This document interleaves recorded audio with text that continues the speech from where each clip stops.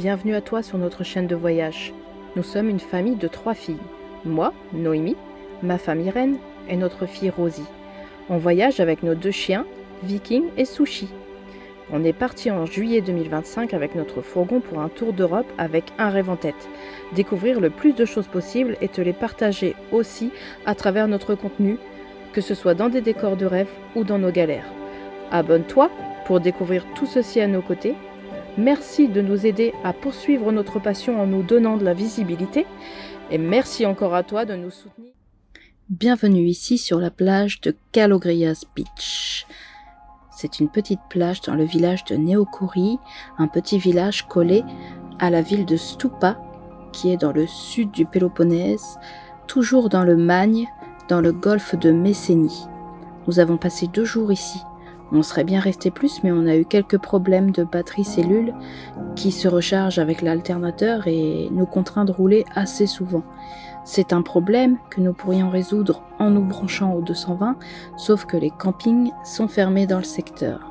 C'est contraignant, mais on a bien profité, comme tu vas pouvoir le constater.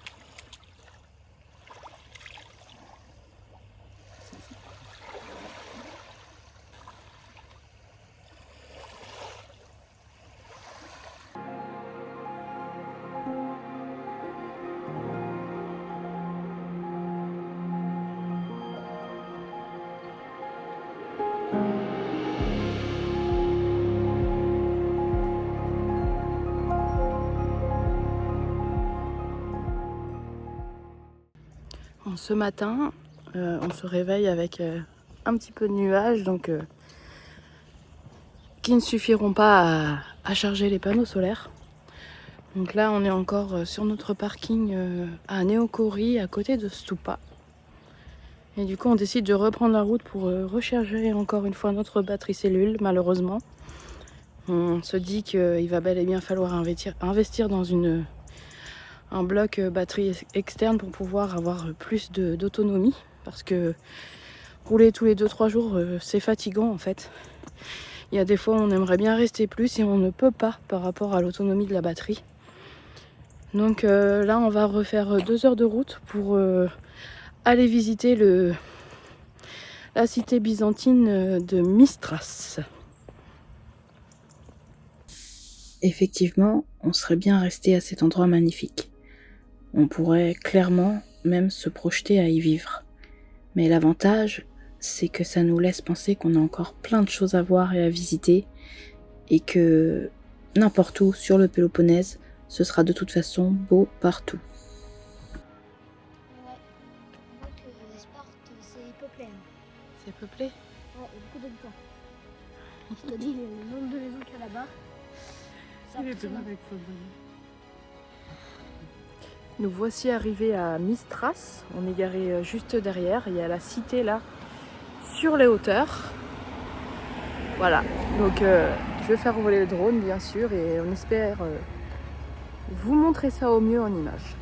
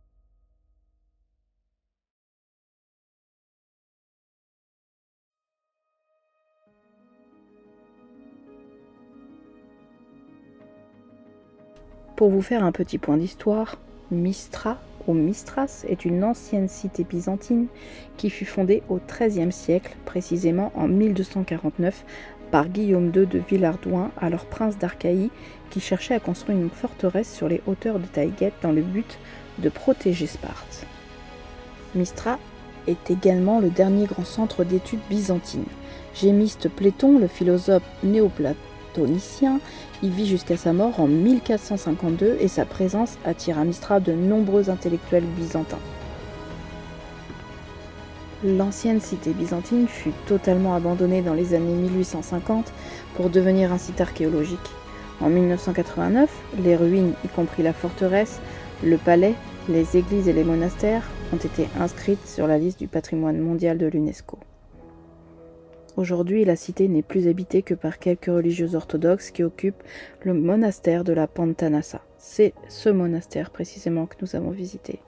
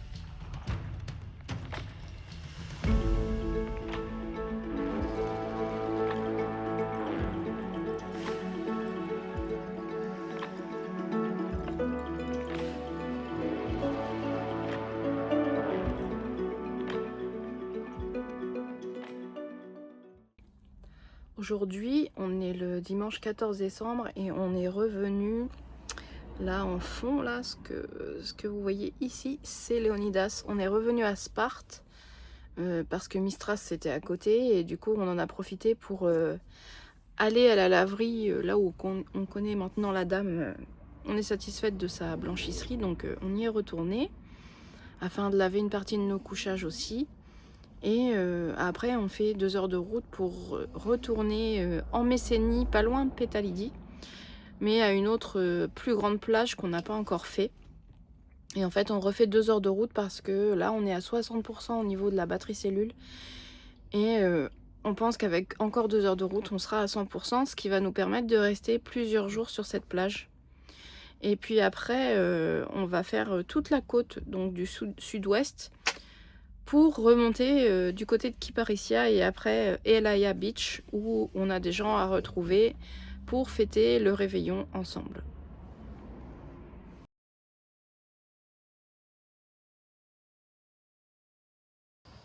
Regardez ce spot où on arrive ce soir. Alors là-bas en face, c'est Pétalidi, là où on a aimé s'y poser aussi quelques jours. Et là, voilà, au loin, sur la plage, oula, on aperçoit un van.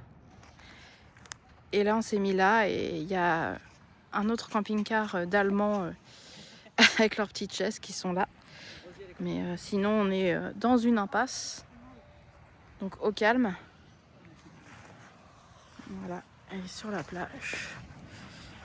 On va s'avancer pour voir un petit peu la plage. Mais je pense que c'est une belle plage. Waouh, il y a les débris de leurs paillotes là, de leurs paillotes d'été, c'est incroyable ce que ça fait. Les bambous qu'ils laissent. Et sinon voilà. Ouais. Ça te plaît Rosie comme endroit? Oui. Moi je suis bien.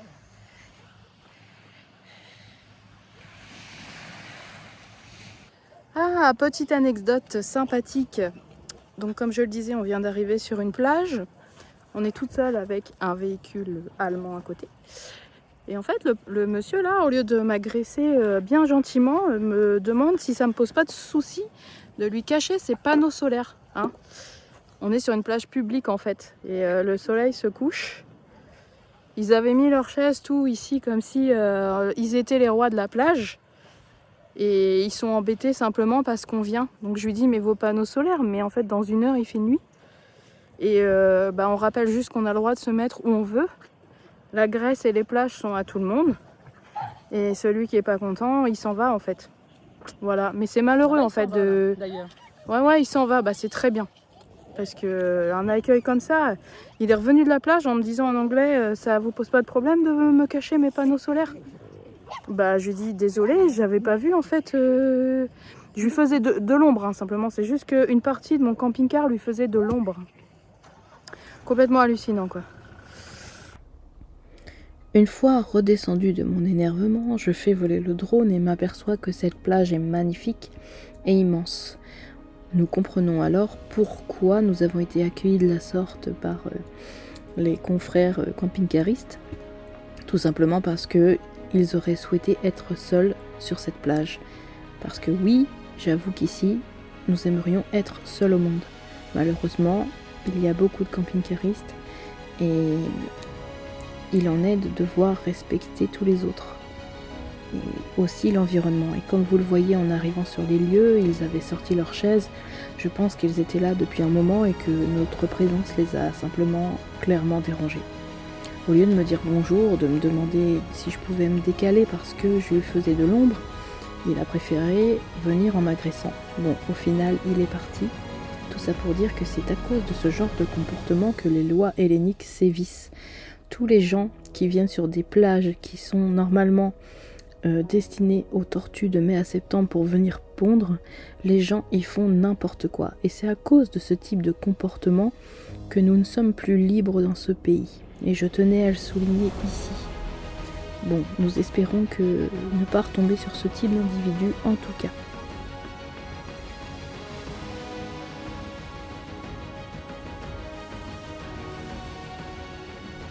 C'est sur ces mots que ma vidéo du jour se termine. Merci à toi de l'avoir regardé jusqu'au bout et je te dis à très bientôt pour de nouvelles aventures.